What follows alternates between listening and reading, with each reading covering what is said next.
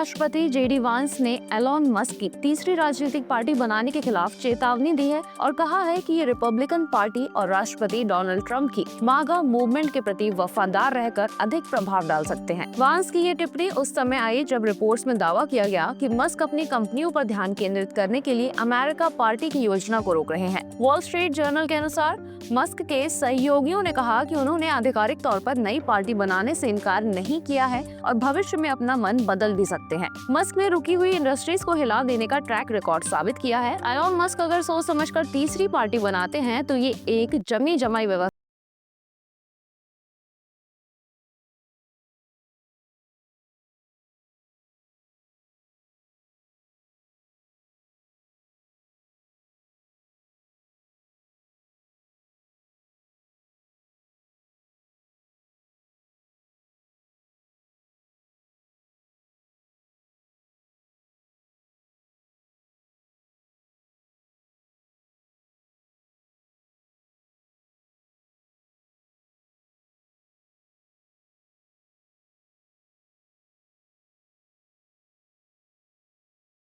Trump ने कहा है कि इजराइल के प्रधानमंत्री बेंजामिन नेतन्याहू और वे दोनों वॉर हीरोज हैं। साथ ही उन्होंने ईरान की परमाणु सुविधाओं पर अमेरिका के हमले की सराहना की। ट्रंप ने इंटरनेशनल क्रिमिनल कोर्ट से नेतन्याहू के खिलाफ गिरफ्तारी वारंट की कड़ी आलोचना भी की। इसके अलावा ट्रंप प्रशासन ने 4 कोर्ट अधिकारियों पर प्रतिबंध लगाए, जिनमें फ्रांस के एक जज भी शामिल हैं, जो इजरायली नेताओं के खिलाफ मामलों में शामिल हैं। अमेरिका के विदेश मंत्री मार्को रूबियो ने इन उपायों की घोषणा की और आईसीसी के राष्ट्रीय सुरक्षा के लिए खतरा बताते हुए आरोप लगाया है कि ये अमेरिकी और इजरायली नागरिकों को उनके देशों की सहमति के बिना निशाना बनाना है। ट्रंप लगातार खुद को हर स्थिति का केंद्र बिंदु बनाने की कोशिश करते हैं। खुद और नेतन्याहू को वॉर हीरोज कहना सैन्य सेवा को सम्मानित करना नहीं, ये एक प्रकार की अभिनात्मक राजनीति है। समर्थकों को जोश दिलाना, सुर्खियों पर कब्जा करना और खुद को वैश्विक मजबूत नेता के रूप में पेश करना है। लेकिन नेतृत्व केवल सुर्खियों के लिए नहीं होता, वे कर्म, ईमानदारी और वास्तविक बलिदान से होता है।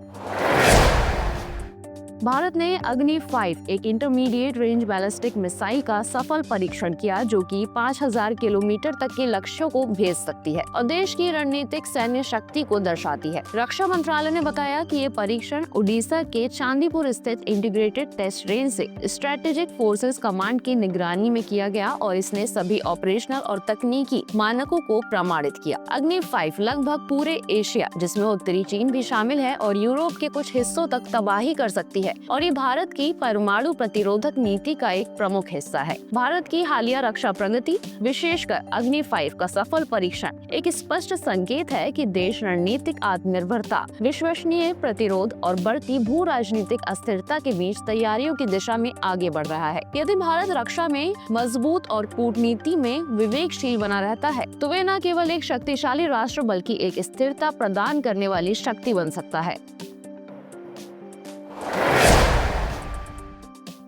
सुप्रीम कोर्ट के पूर्व न्यायाधीश और इंडिया गठबंधन के उपराष्ट्रपति पद के उम्मीदवार जस्टिस बी सुदर्शन रेड्डी ने बुधवार को कांग्रेस नेता राहुल गांधी की तारीफ की। उन्होंने राम मनोहर लोहिया को याद करते हुए कहा, जब सड़क खामोश है, सदन आवारा हो जाती है, और जोड़ा, राहुल गांधी सड़कों को खामोश नहीं रहने देते, ये उनकी आदत बन चुकी है। एक प्रक्रिया बन गई है कि वे लगातार एक के बाद एक चुनौती का सामना करते हैं। उन्होंने तेलंगाना सरकार को जातीय जनगणना को व्यवस्थित रूप से करने के लिए राजी कर लिया।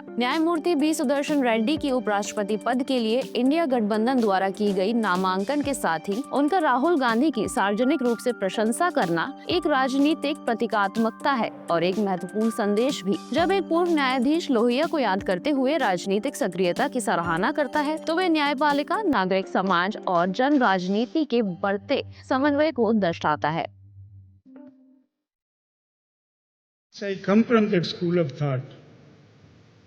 लोहिया जी की एक बात याद आ गई, जब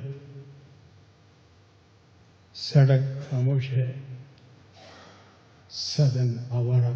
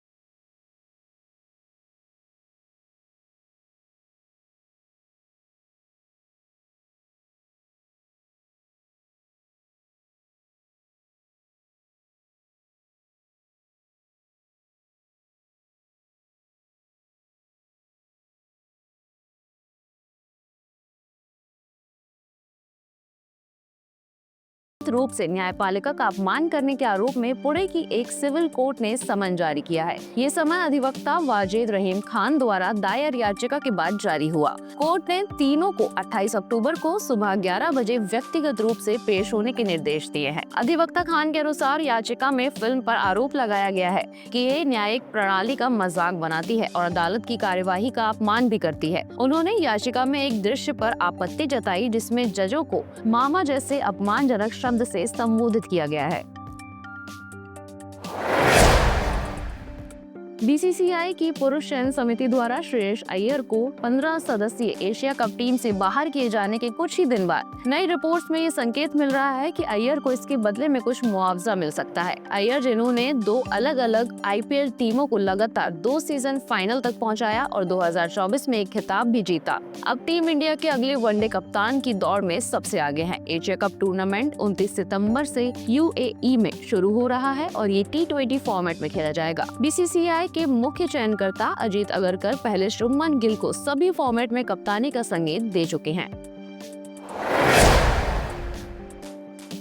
अमेरिकी राष्ट्रपति डोनाल्ड ट्रंप और प्रधानमंत्री मोदी में तनाव के बीच संयुक्त राष्ट्र में अमेरिका की पूर्व राजदूत और रिपब्लिकन नेता निकी हेली ने वॉशिंगटन से भारत के साथ संबंध सुधारने की अपील की है। उन्होंने चेतावनी दी कि दर्शकों की साझेदारी को बिगड़ने देना रणनीतिक आपदा होगा। हेली ने भारत को एक मूल्यवान, स्वतंत्र और लोकतांत्रिक भागीदार बताया और जोर देकर कहा कि इसका उदय एक स्थिर शक्ति के रूप में देखा जाना चाहिए, जबकि चीन जो कम्युनिस्ट शासन के तहत है वैश्विक व्यवस्था के लिए सीधा खतरा है। उन्होंने अमेरिका भारत साझेदारी को मजबूत करने में ही भलाई बताई। अमेरिका भारत संबंध केवल कूटनीति नहीं है, ये रणनीति है। नेता बदलते हैं लेकिन साझेदारी जो साझा मूल्यों और हितों पर आधारित हो टिकाऊ होनी चाहिए। भारत के साथ विश्वास फिर से बनाना सिर्फ जरूरी नहीं, ये बुद्धिमत्ता है। निकी हेली की बात एक चेतावनी भी है और एक सलाह भी।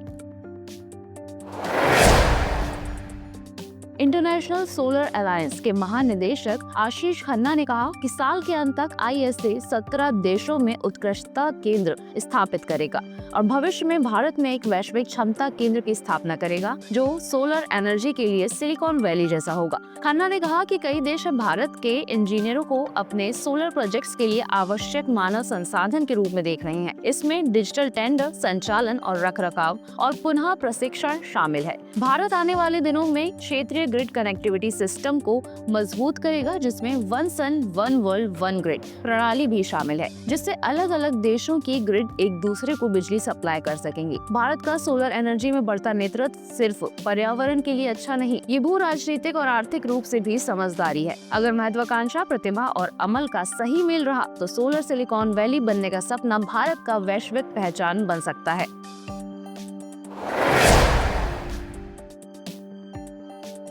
सेलिब्रिटी शेफ गॉर्डन रैमसे ने भारत में अपना पहला restaurant Street Burger Delhi airport पर लॉन्च किया है। ये आउटलेट रैमसे की company Gordon Ramsay Restaurants Global और ट्रैवल फूड सर्विसेज की साझेदारी में टर्मिनल 1 इंदिरा गांधी अंतर्राष्ट्रीय हवाई अड्डे पर खोला गया है। रैमसे और TFS मिलकर भारत के 6 प्रमुख हवाई अड्डों पर रेस्टोरेंट्स खोलने की योजना बना रहे हैं। इनमें शामिल होंगे Gordon Ramsay plain food, street pizza, street burger और Gordon Ramsay plain food to go. Reports के अनुसार अगला आउटलेट मुंबई एयरपोर्ट पर खोला जाएगा। यात्रियों को अब IGIA पर मिशेलिन स्टार शेफ की रेसिपीज का स्वाद चखने को मिलेगा। यूरोप एक अभूतपूर्व स्तर के मच्छर जनित रोगों के प्रकोप का सामना कर रहा है। EU स्वास्थ्य अधिकारियों ने चेतावनी दी है कि जलवायु परिवर्तन के कारण वायरस जैसे कि चिकनगुनिया और वेस्ट नाइल का संक्रमण बढ़ रहा है और इनके ट्रांसमिशन का समय लंबा होता जा रहा है। ये बदलाव क्लाइमेटिक और एनवायरमेंटल फैक्टर्स की वजह से हैं, जैसे बढ़ते तापमान, लंबे गर्मी के मौसम, हल्की सर्दियाँ और बारिश के पैटर्न में परिवर्तन। ये सभी मच्छरों के पनपने और वायरस के प्रसार के लिए अनुकूल वातावरण बना रहे हैं। ऐसा ECDC ने अपने बयान में कहा। यूरोप ने 2025 में अब तक 27 चिकनगुनिया के प्रकोप दर्ज किए हैं, जो अब तक का रिकॉर्ड है। 8 यूरोपीय देशों में 335 स्थानीय स्तर पर प्राप्त वेस्ट नाइल वायरस के मामले दर्ज हुए हैं, जिनमें से 19 की मौत हो चुकी है। इटली सबसे अधिक प्रभावित